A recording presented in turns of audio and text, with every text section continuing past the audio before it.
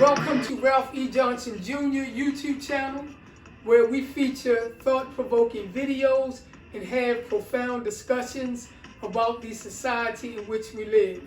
And today we are definitely going to have a profound discussion about should public officials, legislators, politicians pay lawbreakers, or what some people call criminals.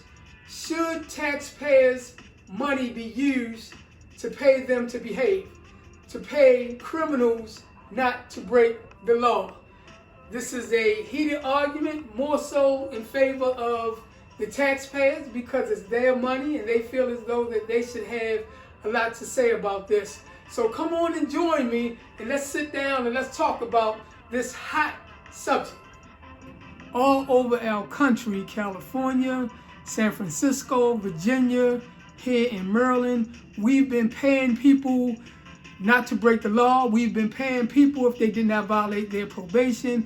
We've been paying people if they did not violate their parole. We have just been paying people who are hell-bent on breaking the law.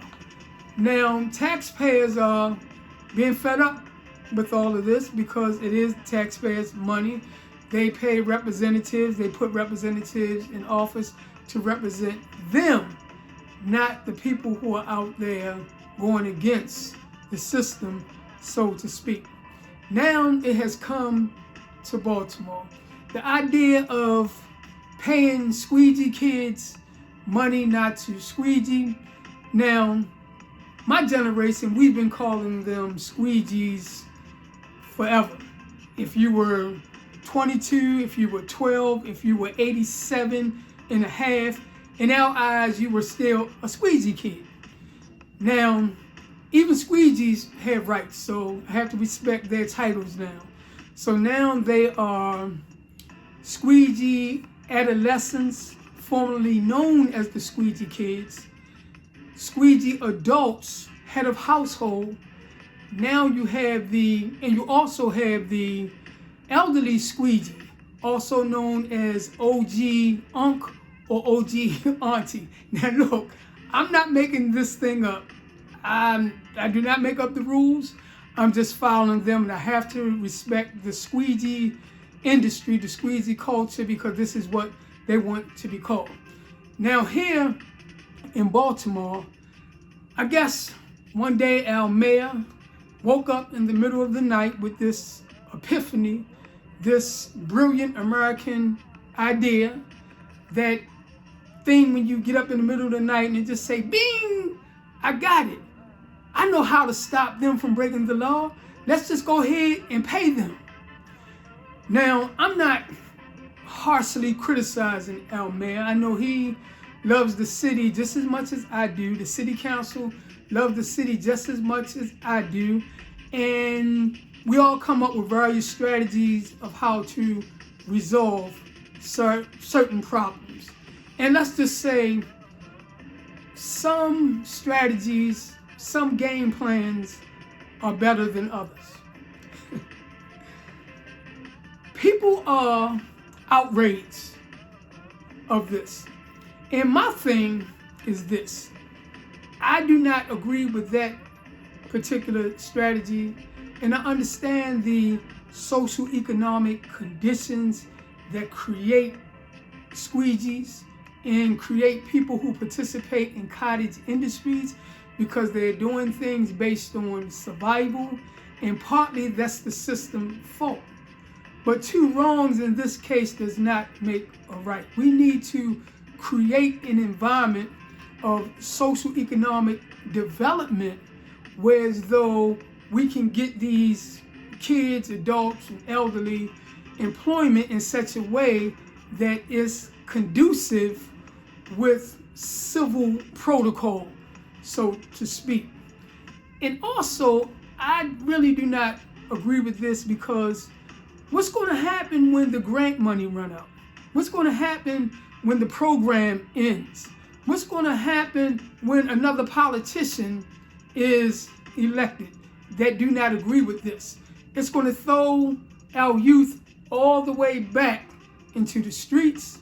It's going to leave them without any work ethics. It's going to leave them without any drive, because for the last electoral term of their particular leader, they've been pretty much given money or given support without having to work for it other than behaving themselves.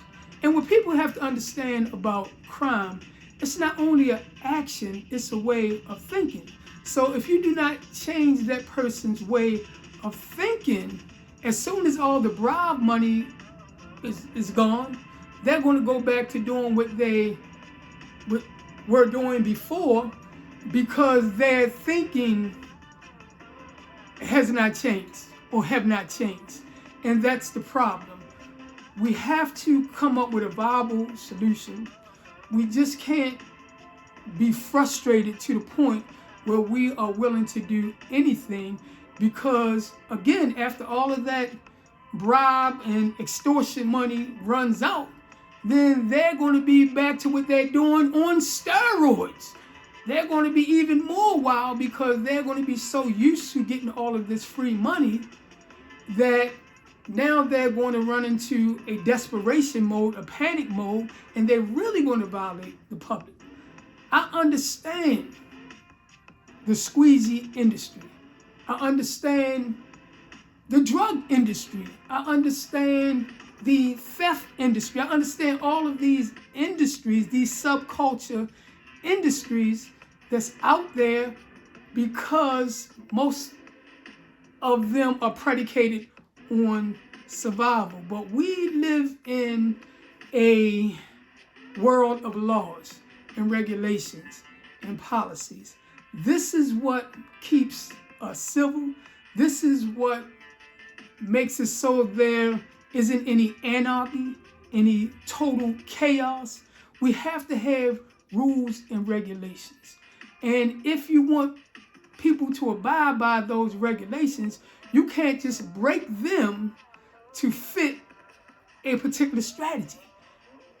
If you want the squeegees to stop what they're doing, or if you want to develop them in another way, then we need to pass laws. We need to pass regulations. We need to do everything within the Constitution of Maryland, everything within the Constitution of the United States, and the rules and regulations that governs our city here in Baltimore. And that is setting a bad precedent when you just say, hey, we're going to forget the rules and regulations. We're going to forget legislation altogether. And because I could not figure out a way to deal with this thing, we're just going to pay them.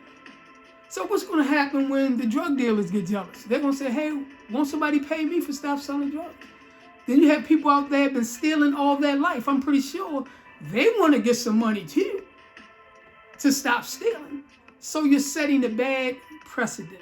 And again, this is not to criticize anybody, because again, I know most of our legislators. I know our mayor, and I know how passionate they are about our city.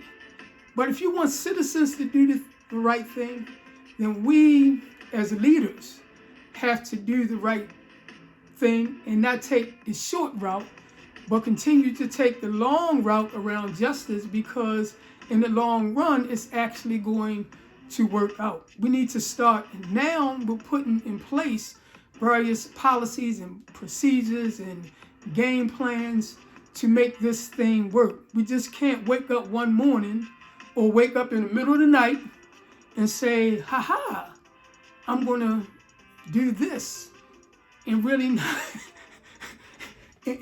not understanding that that's not a viable strategy to take a civilized society in the direction that civilized society need to go in.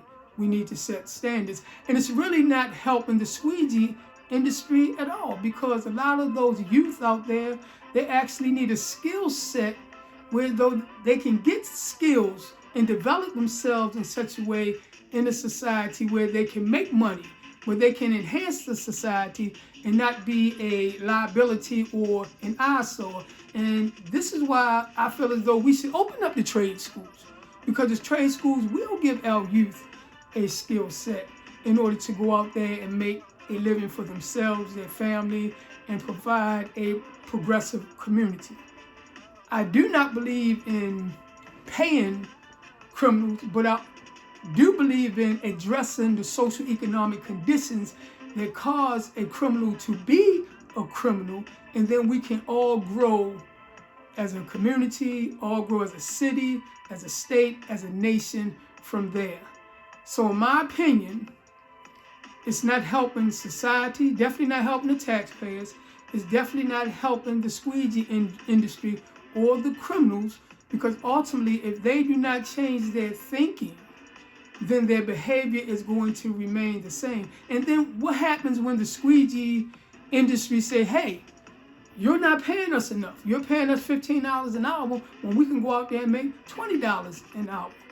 And what's going to happen when the squeegee industry get a paycheck and still behind your back go out there and squeegee? Remember, you're dealing with a mindset of people that's not used to following laws and regulations. So what make you think they're not going to turn this into a hustle? These are things that just make you go, So again, I'm not criticizing anybody. I'm just offering my assessment of the situation. Being in Baltimore all of my life, when one of my cottage industries, one of my hustles, I sold sticky apples.